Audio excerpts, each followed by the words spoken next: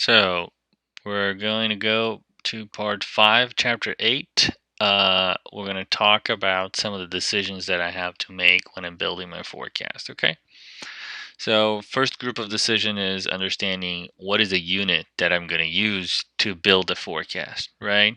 So for example, if I, again, I'm the restaurant business, the pizza guy that we saw in the video, he has some options. He can, for example, try to predict how many pizzas he's going to sell, right? So his unit of measure here is going to be pizza, one pizza, and that's the product. And then you can say, okay, any kind of pizza is going to be the same. So that's what you call a product group, okay? Or he can say, no, I want to forecast mozzarella pizzas, cheese pizzas. I want to forecast pepperoni pizza separately and then meat pizza separate. So each type of pizza is going to be a different forecast. I want to forecast exactly pizza per type, right? So it's per product here in the level aggregation and the unit of measure. Another option, he can say, no, I'm going to measure, I'm going to forecast how many people is going to come in a certain day or certain hour of the day. So that's the unit of measure is going to be a person, or the unit of measure could be a family. I'm going to try to forecast how many families or how many tables I'm going to have being used, and then there's an average of, say one half of a pizza per person, 4 people per family, and I'm going to use that to understand my demand. So there's several choices that I can make in terms of what exactly I'm going to forecast, and the companies have to decide that, right? So for example, BMW is good with forecasting cars because that's their unit of measure.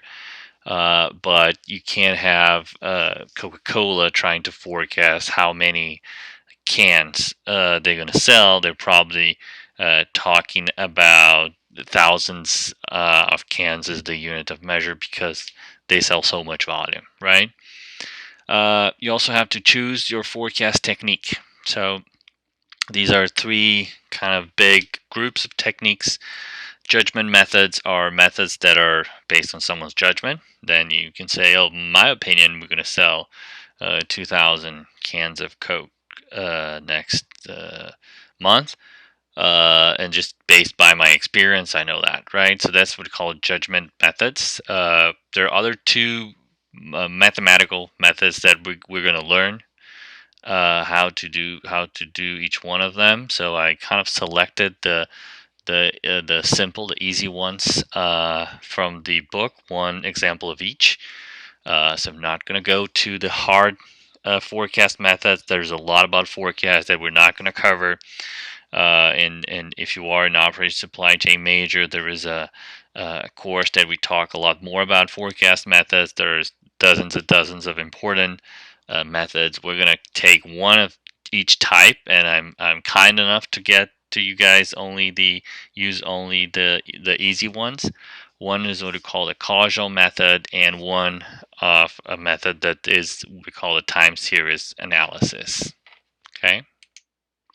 So now we're going to shift to the series of videos that we saw, one before, a few other classes, but one today. So it's going to talk about forecasting demand and how they used to do that. Okay.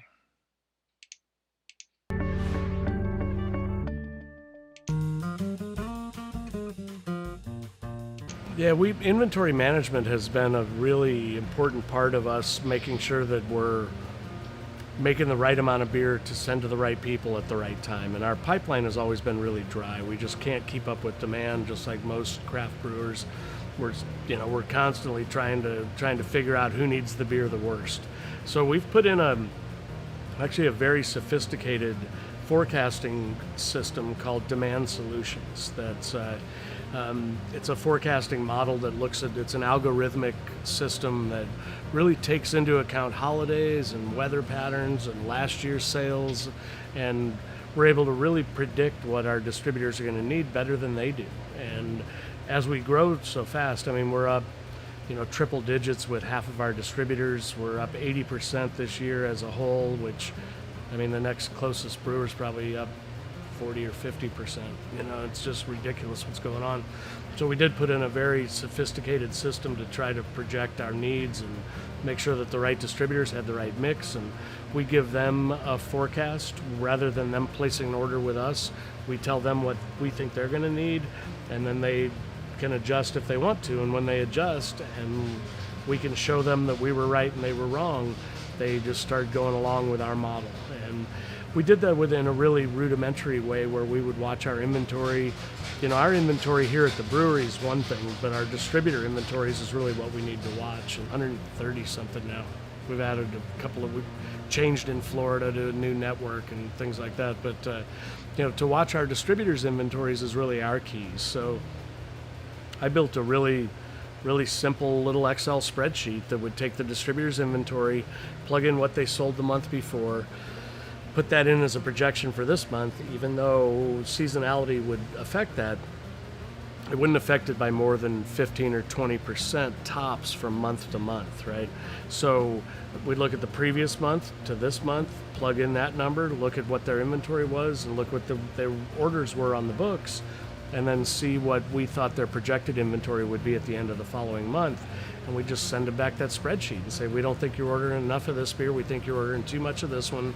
And it was a really simple formula. I mean, I'm no algorithmic code writer, so we just did it the old school way, and now it's a lot more sophisticated.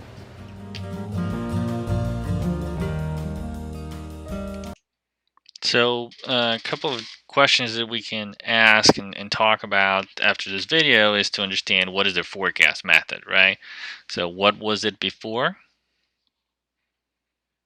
So he's saying that before is pretty rudimentary. He just take the last month demand and say, okay, that's going to be the demand for the next month, right? And basically try to make sure that the distributors have enough inventory, right? But what happened with the demand of beer from one month to another? So he tells us that the demand can change to 15-20% maximum from one month to another. So in this case, basically saying that you're already wrong by 15-20%, and you don't even consider other aspects of that variation, right? So he also tells that most brewers are not doing a very good job in forecasting, right? Do you guys remember the numbers? He was saying that the industry do 60% or 40%. That's what we call the forecast accuracy. Forecast accuracy is how good you are in terms of predicting the future and actually getting it right. And with the algorithm, he was able to get close to 80%, right? So having more of what you actually need more, having less what you actually need less, it will reduce your overall cost. Okay?